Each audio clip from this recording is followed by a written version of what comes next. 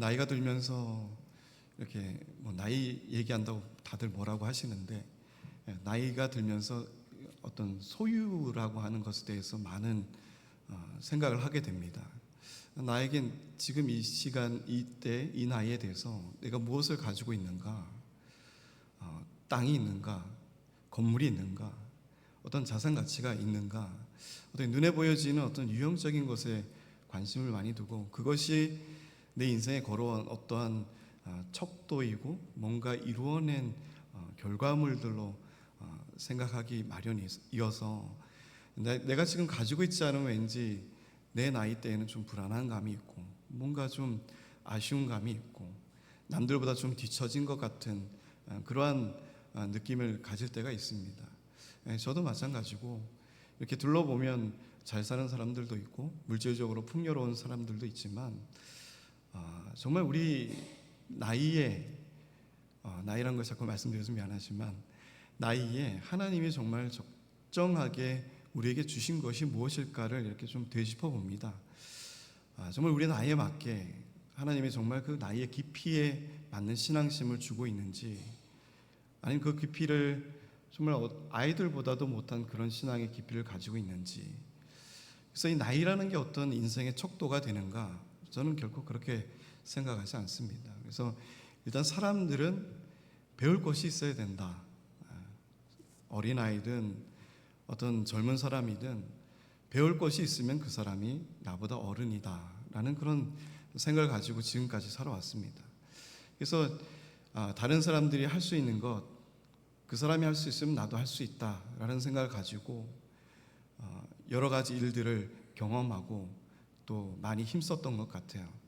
그래서 제가 보면 집이나 또 교회 창고를 보면 어떤 막 이렇게 가득 차 있습니다. 장비들로, 타일을 자르는 기계에서부터 시작해서 에어 컴프레셔까지 시작해가지고, 정말 남들이 보면 무슨 건물 하나 지을 만큼의 그런 재료들이 다 있어요.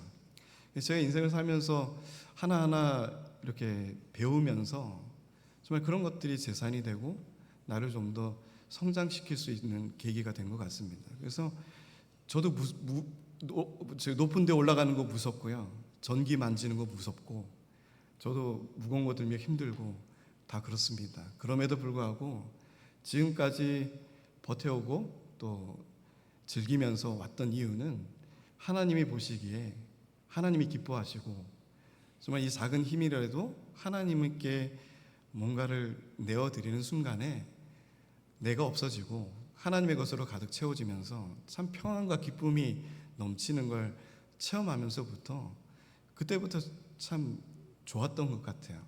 하나님의 일을 한다는 것, 그리고 하나님의 일을 감당해 나간다는 것, 그리고 나를 성장시키는 하나님이 나를 인도해 내신다는 것, 그리고 뭔가 이제는 어른스러워지게 신앙심과 깊이와 넓이가 점점 마음속에 새겨지고 나의 신앙력에 기록이 되어져 나간다는 것, 그것을 바라보면서 우리 인생에 가장 필요한 것이 무엇인가 되짚어 보니, 겸손과 온유라는 것이 참 좋은 말씀이다라고 생각이 됩니다. 그래서 교회 안에 온유와 겸손이 수없이 서로가 충돌되면 그 안에서 예수 그리스도가 발견되는 놀라운 순간들을 발견할 수 있을 것입니다. 그러나 우리가 온유하지 못하고 겸손하지 못하면 교회 안에서나 일상적인 삶 속에서 예수 그리스도의 형상은 발견될 수가 없는 것을 우리는 너무나 잘 알고 있어요. 그럼에도 불구하고 우리가 왜 부딪히고 다투고 시기하고 무언가 부족하면 그것을 질책해야 되는지에 대한 그것을 보면 예수님께서 우리에게 분명하게 말씀해 주십니다. 우리 안에 들보가 가득하기 때문이에요. 나를 바라보지 못하는 그러한 교만이 우리의 삶 속에 가득 채워져 있기 때문이라고 생각합니다. 오늘 사무엘하를 우리가 돌아보면서 사울의 왕국은 이제 멸망의 끝을 치닫고 있습니다. 사울의 아들, 마지막 아들 이스보셋이라고 하는 인물이 등장하게 되죠. 그의 이름은 수치스러운 자라고 하는 이름입니다.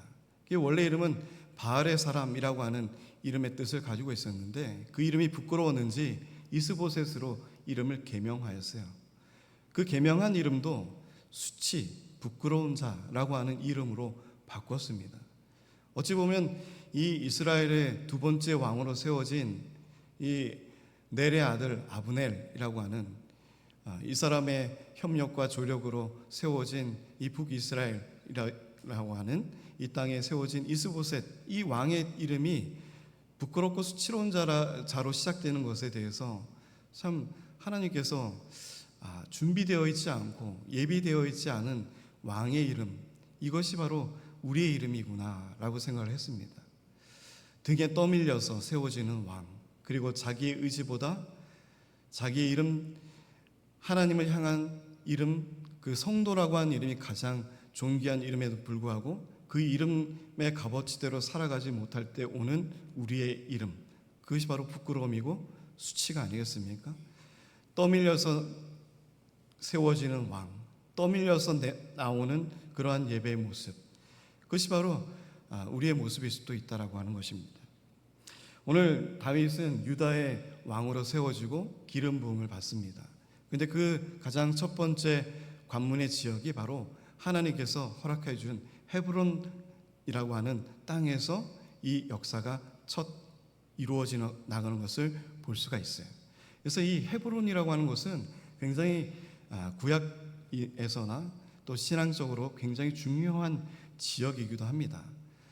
여러분 잘 아시다시피 갈렙도 이 헤브론의 산지를 달라고 요구했습니다. 그리고 이 헤브론에는 사라의 무덤이 있는 곳이 바로 이 헤브론이라고 하는 곳입니다. 그래서 이 헤브론, 먼 아브라함의 때부터 하나님께서 약속해 주신 땅, 그리고 가진 것 없어 나그네의 삶으로 살아가던 아브라함에게 정말 이 작은 조그만 땅을 허락해 준 곳이 바로 헤브론이라고 하는 땅이었습니다. 그 막벨라 굴을 소유하게 된 것이 바로 그 헤브론 지역의 그 막벨라 굴이라고 하는 것이었어요. 나그네와 같은 삶 속에서 바벨론을 떠나서 약속의 땅 가나안에 이르기까지 아무것도 가진 것이 없던 아브라함에게 하나님께서 첫 번째로 약속하신 그 땅이 정말로 그 조그만 땅 헤브론의 그 동굴이었다고 하는 것입니다. 저희 아버님이 어릴 때 이렇게 시골에 가면 이렇게 말씀해 주세요. 할아버지 땅이 어디서부터 어딘가. 그런데 그것을 표징해주고 보여주는 그 기점이 뭐냐면 저기 큰 나무가 있지, 아니면 또 저기 전봇대 하나가 있지, 그러면서 그 땅의 경계를 말해 주시는 거예요. 그러니까 이 당시에 구약의 시대에는 뭐 등기부등본도 없고 뭐 지금 이렇게 맵으로 보면서 토지의 지적도나 이런 거를 확인할 수도 없는 때여서 마찬가지로 어찌 보면 이 막벨라 동굴이라고 하는 이 무덤의 표징이 바로 이 땅의 소유자가 누구인가에 대한 그 경계를 분명하게 말씀해 주는 것이었다는 거예요. 그래서 먼 아브라함의 때부터 이 헤브론은 하나님이 예정하시고 준비하신 땅이었다라고 하는 것이었습니다. 그 헤브론 땅에서 다윗은 첫 번째 유다의 왕으로 기름 부음을 받고 헤브론 땅을 기점으로 해서 7년 6개월간의 통치를 이어나가는 것을 볼 수가 있습니다. 그래서 2장 1절에 보시면 그 후에 다윗이 여호와께 여쭈어 아뢰되 내가 유다 한 성읍으로 올라가리이까 여호와께서 이르시되 올라가라. 다윗이 아뢰되 어디로 가리이까 이르시되 헤브론으로 갈지니라 라고 말씀해요. 하나님께 아뢰고 엽주는 것, 오늘 2장 1절을 보시면 다윗의 모습입니다. 무언가를 하나하나 계속적으로 되풀이하면서 하나님께 세밀하게 물어가는 다윗을 볼 수가 있어요. 그 작은 결정 하나하나도 하나님께 여쭙고 하나님의 뜻이 무엇인지를 살피는 것, 그것이 바로 다윗의 지금의 모습입니다. 여호와께 이르시되 올라가라. 다윗이 또 아뢰되 어디로 가겠습니까? 지금 저희들에게는 백성이, 제가 지금 이끌고 있는 사람이 한 600명 가량 되는데 그의 소생들과 그 주변 사람들 포함하면 한 곱하기 3하면 1800명에서 한 2000명 가량 되는 그 많은 사람들을 제가 어디로 이끌고 가면 좋겠습니까? 하나님은 분명하게 그곳이 어느 곳으로 가라고 분명하게 말씀해 주는 것을 볼 수가 있어요. 우리가 어디로 향해야 될지 모를 때, 인생의 길이나 무언가를 결정할 때 어떻게 결정해야 될지를 모를 때가 있습니다. 근데 우리는 누굴 먼저 찾습니까? 세상의 다른 나보다 똑똑한 사람이나 나보다 경험 있는 사람들을 먼저 찾고 그 사람들을 통해서 이 문제들을 해결해 나가길 원해요. 그러나 우리가 먼저 찾고 또 의견을 묻고 또 어떻게 해야 될지를 물어야 될 대상은 하나님이시다라고 하는 거예요. 지혜의 근본이 바로 하나님이시고 그 지혜의 깊이를 잴 수 없는 분이 바로 하나님이십니다. 어찌 그러한 하나님을 두고 우리가 다른 것들을 찾겠습니까? 그것이 바로 우리의 삶 속에 묻어져 있는 작은 교만의 모습이다라고 하는 것입니다. 철저하게 이제는 다윗은 하나님을 찾을 수밖에 없는 삶으로 변할 수밖에 없었다라고 하는 거예요. 그런데 그 삶의 변환점이 무엇이었냐? 하나님께서는 철저하게 다윗을 그 인생의 절반을 광야의 삶으로 인도하셨다라고 하는 것이었습니다. 철저하게 하나님을 찾을 수밖에 없는 상황, 그리고 하나님께 매달릴 수밖에 없는 상황으로 그를 인도하셨고, 다윗은 그러한 인도함 속에서도 하나님을 버리지 않고 하나님의 신실한 약속과 기름 부음과 그의 사명이 무엇인지에 대한 것을 분명하게 그의 삶의 기준으로 살고 있었다라고 하는 것이었습니다. 우리는 성도입니다. 그리고 그리스도인입니다. 우리는 십자가 중심의 삶을 살아갑니다. 그리고 십자가를 지고 나의 모든 것을 버리고 나를 부인하고 그리고 하나님께 나아가는 그리스도인의 삶을 택했습니다. 그것은 곧 내 안에 나를 부정하는 것입니다. 그러나 우리의 삶은 어떻습니까? 지금 내가 드러나고 있지 않습니까? 그리고 교회의 삶 속에서도, 예배의 삶 속에서도, 교우 간의 대화 속에서도 나를 더 드러내지 않습니까? 이러한 교만과 자기의 부인이 그쳐지지 않는 삶은 성도의 삶이 아니요, 그리스도인의 삶이 아니라고 저는 봅니다. 철저하게 주님을 닮아가는 것, 예수님의 제자의 삶을 살아가는 것, 그것이 바로 그리스도인이고 그것이 바로 성도의 거룩한 모습이 아니겠습니까? 다윗은 하나님께 여쭙고 하나님께 의뢰할 수밖에 없는 그의 인생의 기준이 바로 이 광야의 삶을 통해서 나타났습니다. 그는 철저하게 겸손해졌고 낮아졌고 하나님의 역사를 바라보았고 하나님의 역사와 인재만이 나의 모든 인생의 길을 정해주시고 그것이 바로 의의 길이고 진리의 길임을 그의 삶의 경험을 통해서 나타났고, 첫 왕으로 이제 세움을 받고 이 유다 백성들을 이끌어가는 이 상황 속에서 그는 어떠한 땅을 먼저 선택해야 될까? 이것을 하나님께 먼저 의뢰했습니다. 그리고 가장 그 헤브론의 약속의 땅, 하나님은 헤브론을 약속해 주셨어요.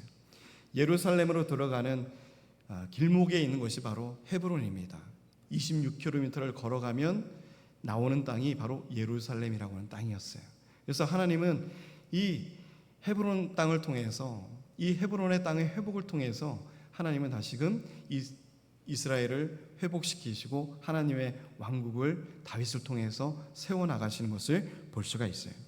그래서 2절에 보시면 다윗이 그의 두 아내 이스라엘 여인 아히노암과 갈멜 사람 나발의 아내였던 아비가일을 데리고 그리로 올라갈 때 또 자기와 함께한 추종자들과 그들의 가족들을 다윗이 다 데리고 올라가서 헤브론 각 성읍에 살게 했다라고 말씀하고 있어요.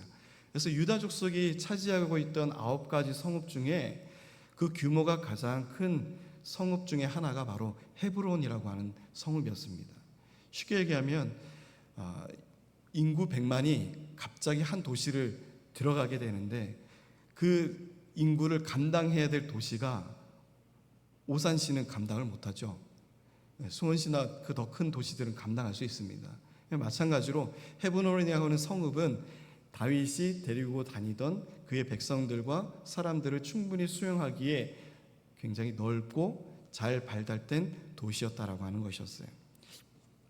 그래서 이 헤브론 각 성읍에 살게 하였고, 그리고 4절에 유다 사람들이 와서 거기서 다윗에게 기름을 부어 유다 족속의 왕으로 삼았다라고 말씀하고 있습니다.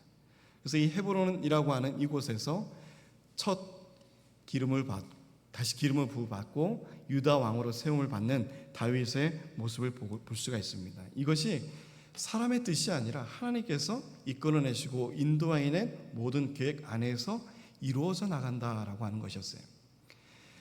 아브라함에게 하나님께서 땅의 약속을 하셨을 때 물론 25년이 지나서 첫 아들의 약속을 또 주셨습니다.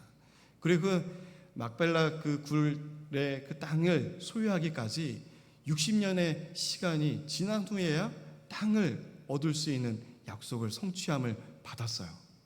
어찌 보면 우리의 하나님과의 약속은 그 즉시 일어나는 것이 아니라 어찌 보면 우리가 참고 견디고 인내하고 후에 아주 우리가 상상할 수 없는 그 시간이 지났을 때 그 약속이 실현되고 나타날 때가 있다라고 하는 것입니다.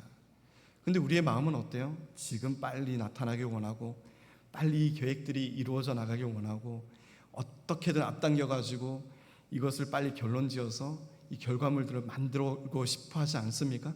하나님 왜 지금 아직도 왜 이러한 약속을 이루어 주지 않으십니까? 이러한 급박한 마음으로 살아가고 있지 않습니까? 그러나 다윗도 왕이 되기까지 얼마나 수많은 시간이 지나서야 그 땅을 얻게 되고 그리고 왕의 위치에 올라가게 되는 이 기간이라고 하는 이 시간이 하나님의 시간, 우리 담임 목사님께서 말씀하시는 하나님의 시간이라고 하는 그 시간 안에서 이루어져 나간다라고 하는 것입니다. 그러나 우리 인간의 시간은 얼마나 하나님의 시간과는 비교될 수 없는 급박함과 또 간절함과 이러한 것 때문에 얼마나 많은 또 실수를 낳게 됩니까?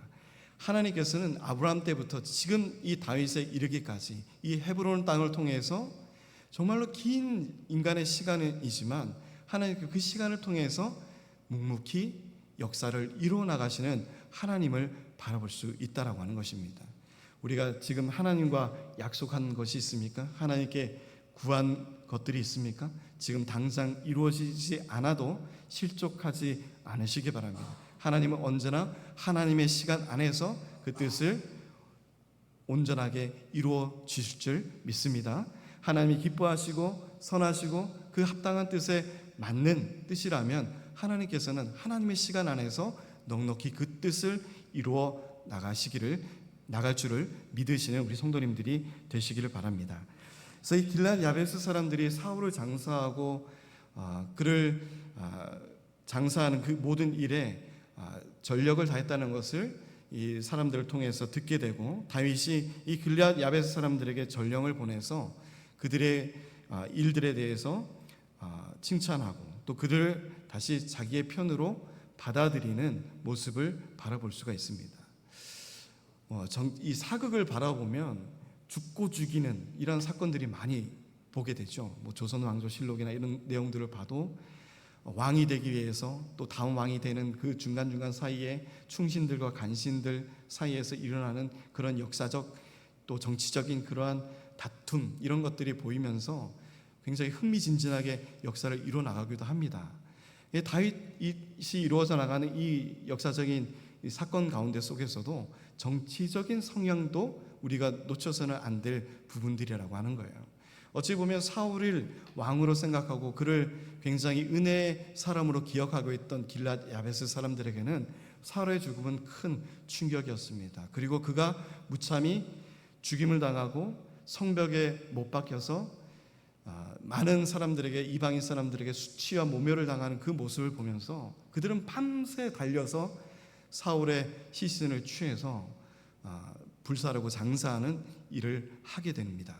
그것은 결코 쉽지 않은 일이죠. 적군의 나라에 가서 그 시신을 취하고 다시 그 장사를 지낸다고 하는 것, 이것이 얼마나 힘든 일이었겠습니까? 그런 힘든 일들을 밤새도록 달려서 그들은 해내었고 또 사울의 은혜에 그들의 이 장사를 지내는 일로 다시 사울에게 감사함을 어찌 보면 표현했을 수도 있었을 것입니다. 그래서 다윗은 그를 장사하였으니 여호와께 복을 받을지어다. 그 6절에 너희가 이 일을 하였으니 이제 여호와께서 은혜와 진리로 너희에게 베푸시기를 원하고 나도 이 선한 일을 너희에게 갚으리니 7절에 이제 너희는 손을 강하게 하고 담대히 할지어다. 너희 주 사울이 죽었고 또 유다 족속이 내게 기름을 부어 그들의 왕으로 삼았음이니라 하니라. 그래서 이 길앗 야베스 사람들도 다윗과 같이 함께하는 그러한 족속이 되어집니다. 그리고 8절부터 11절까지는 이스보셋이 이제 아브넬을 통해서 이스라엘 사람들을 다 규합해서 이스라엘 왕으로 세워지는 모습이 기록이 되어 있습니다. 그래서 8절에 사울의 군사령관 넬의 아들 아브넬이 이미 사울의 아들 이스보셋을 데리고 마하나임으로 건너가 길르앗과 아술과 이스라엘과 에브라임과 베냐민과 온 이스라엘의 왕으로 삼았더라라고 말씀하고 있어요. 그래서 어찌 보면 이 초대 왕이었던 이 사울의 때부터 남유다와 이 북이스라엘에 갈라지게 되는 이 분열 왕국이 벌써 이 왕의 초반 때에 나타나는 것을 볼 수가 있어요. 그래서 10절에 사울의 아들 이스보셋이 이스라엘 왕이 될 때 나이가 40세이며 2해 동안 왕위에 있으니라. 유다 족속은 다윗을 따르니라고 합니다. 그래서 이 7년 6개월의 마지막 2년까지 이 이스보셋이 또 이스라엘을 다스렸고 그의 왕위는 그리 결코 길지 않았다는 것을 볼 수가 있어요. 그래서 하나님께서 택하신 왕 그리고 하나님이 예비하신 왕, 이 사울의 왕조를 떠나서 이제는 다윗의 왕국으로 철저하게 세워져 나가는 하나님의 계획이 실현되어져 나타나는 것이 바로 이 장에 기록이 되어져 있습니다. 그리고 12절부터 쭉 기록되어 있는 것은 요압과 이 아브넬 간의 작은 이 다툼을 통해서 큰 전쟁으로 번져나가는 모습이 기록이 되어 있어요.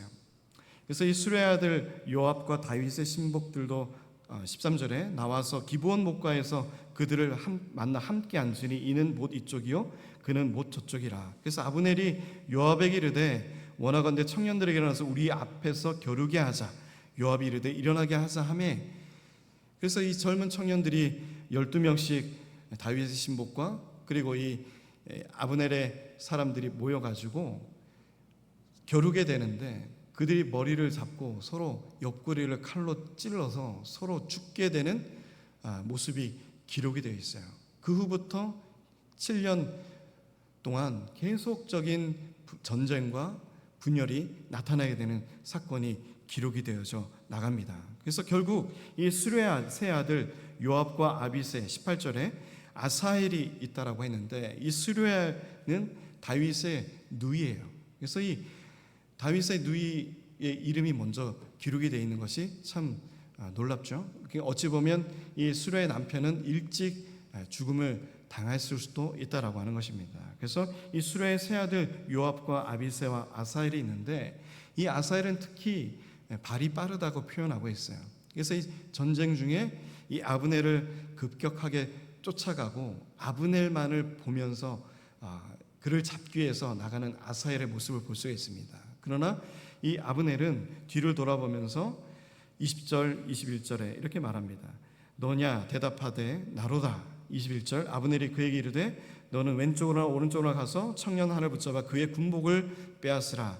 전쟁물을 취해서 그걸 가지고 돌아가라.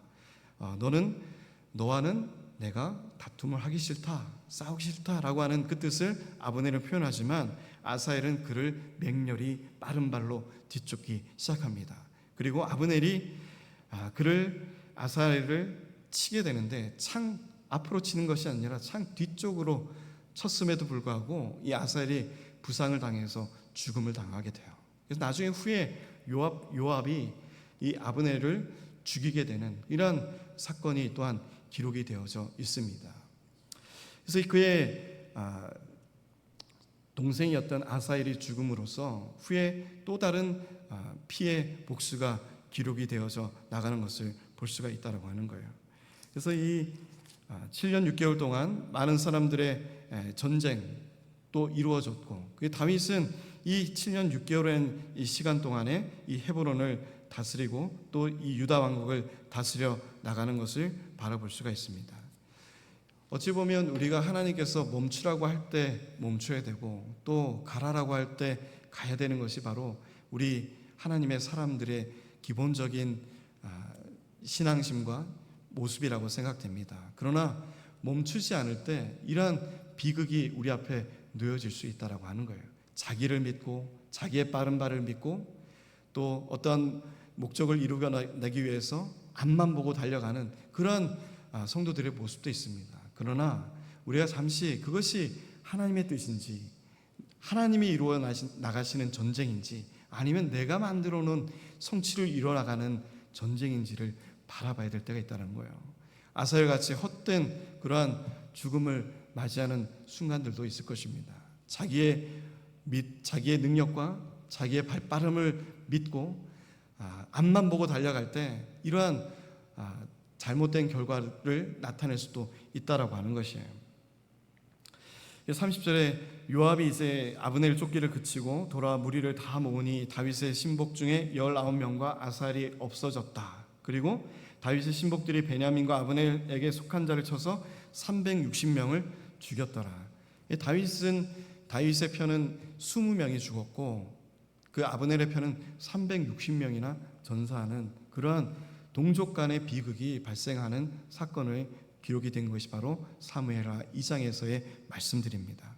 그래서 이 다윗의 신복들이 360명을 쳐 죽였고 32절에 무리가 아사엘을 들어올려 베들레헴에 있는 그의 조상 묘에 장사하고 요압과 그의 부하들이 밤새도록 걸어서 헤브론에 이른 때에 날이 밝았더라라고 말씀하면서 2장을 마치고 있습니다.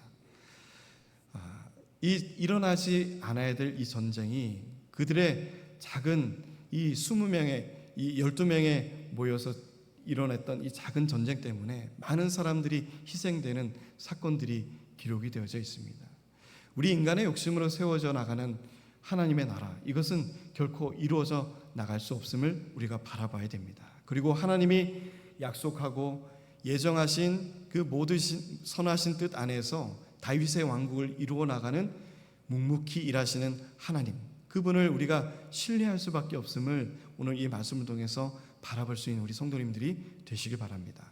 하나님의 그 행하심이 우리의 눈으로 늦어지고 또 일하지 않는 하나님으로 보여질지라도 하나님께서는 먼 아브라함 때부터 그 땅을 예정하시고 그 작은 정말로 요만한 그 묘실을 세울 수밖에 없는 그 막벨라 동굴을 소유함을 통해서 그 헤브론 땅을 정복하고 또 그 헤브론 땅을 통해서 다윗의 왕조를 세워나가시는 하나님의 놀라운 긴 역사가 기록이 되어 있는 것을 바라보면서 하나님은 지금도 일하시고 앞으로도 일하시고 영원히 일하시는 깨어있으신 하나님임을 바라보시며 우리의 모든 것을 하나님께 먼저 의뢰하고 맡기고 그의 응답을 기다리며 기다릴 줄 알고 참을 줄 아는 우리 성도님들이 되시기를 주님의 이름으로 축복드립니다.